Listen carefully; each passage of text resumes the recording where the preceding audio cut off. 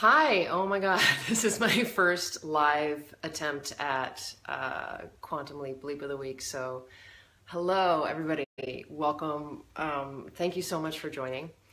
And it's my plan to do Leap of the Week now every other Tuesday at 12 p.m. So I hope you can join me for that. And that's PST because I'm in California. So what I wanted to talk about this week was something that's been on my mind sort of lately, which is this sort of new research and new popularity of something called isometric contractions, which hopefully you know what those are, but we'll review, and using those for pain relief specifically. So just as a sort of quick review, the way that muscles contract that we think about is that there is a concentric, there's an isometric, and there's an eccentric. And in a very general sense, concentric, the muscle is getting shorter as it contracts.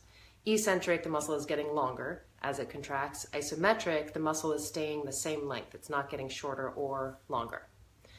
And historically, eccentric contractions, the lengthening contractions, and let me just back up by saying, there's a lot of new study and a lot of new research into like what exactly is that and what exactly is happening, and that's for another time. I'm not going to, in terms of what's happening during a contraction, I'm not going to really get into that today, but that's very, very interesting and worth pursuing.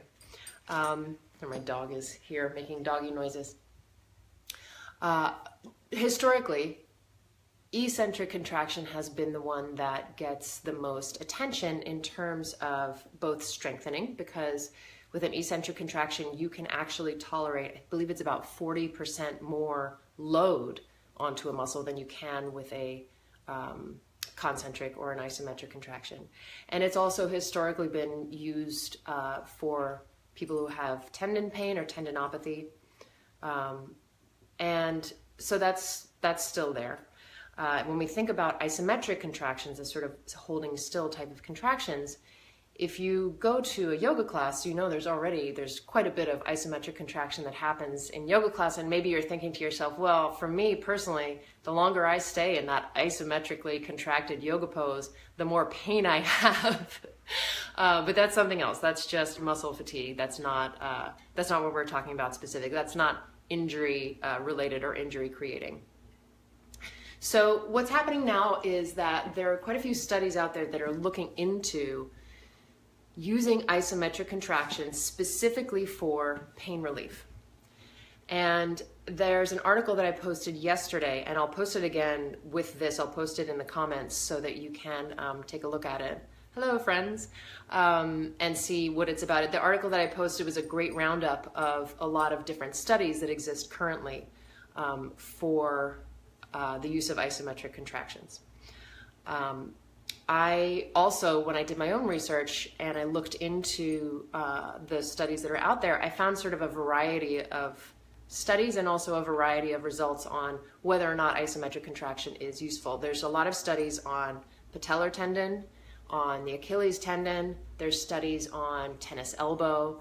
There's even a study that I found about fibromyalgia and using isometric contraction to help with pain control for people who have fibromyalgia. The bottom line right now is the sort of classic researcher comment, which is more studies are needed, right? Which means like we can't really definitively say one way or another that isometric contraction relieves pain. Frankly, there's very little that we can say in general very definitively, which is why research is both amazing and frustrating. But this is the part where I would segue into pain science and the current study around pain science, which I think is really, really interesting. And there's a ton to say about that.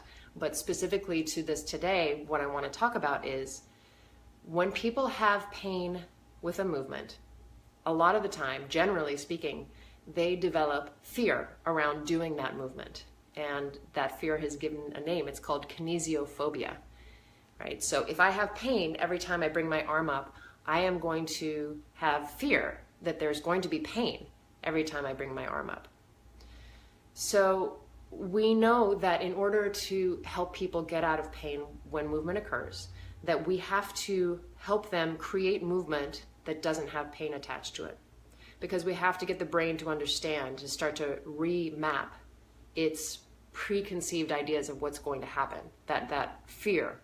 So if this movement causes pain, now I have to find a way to have something like that movement that doesn't cause pain, so I can start to remap. So one of the ways that you can do that is if you bring somebody's body part passively into a position, so they don't have to move their body to get there, and then you have them create that isometric contraction while they're there. That can be a way for them to then have that contraction, have the sense of doing that movement or holding themselves in that position and not have pain attached to it.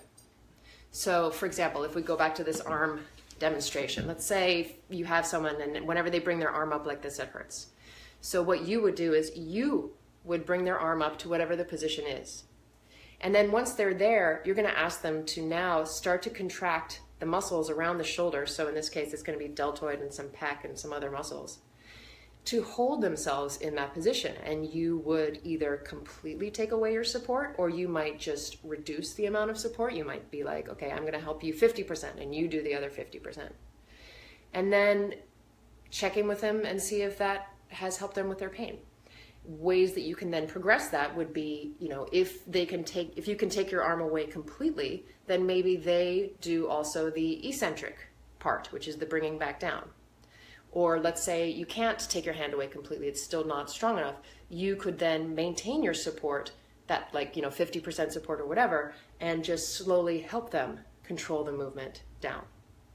And then have them completely relax. You bring them again to that position. They create the contraction there. You take your support away if they can handle it, and they do the eccentric component as well. So, you would have to obviously sort of figure your way around that as to what exactly the movement is, how you would get them into that position, how you would organize them against gravity. Certain things would be easier to do than others, right? It's going to be really hard to lift a huge person into like a bridge pose and then be like, okay, you stay here now. But, that's where your creativity and your ingenuity comes in. I have seen this technique used clinically. I have used it myself clinically. And I have seen it allow people to now have a movement that doesn't have pain attached to it, and thus start to get themselves out of that pain cycle.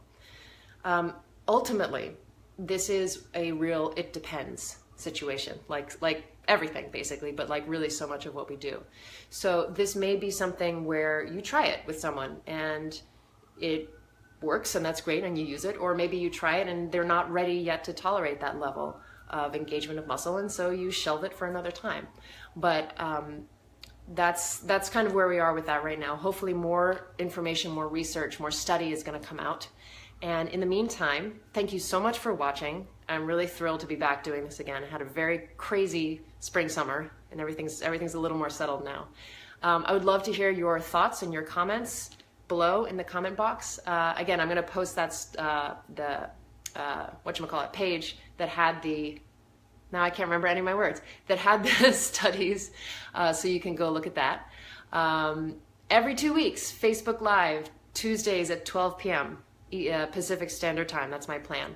And I have 2 Quantum Leap trainings coming up, one in Pasadena and one in December. Info for that is also in the links, a little blurb to the side of this.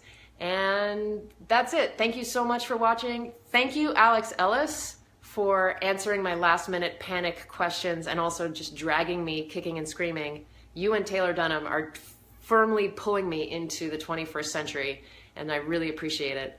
All right, you guys, thanks for watching, and I'll see you again in a couple of weeks. Bye.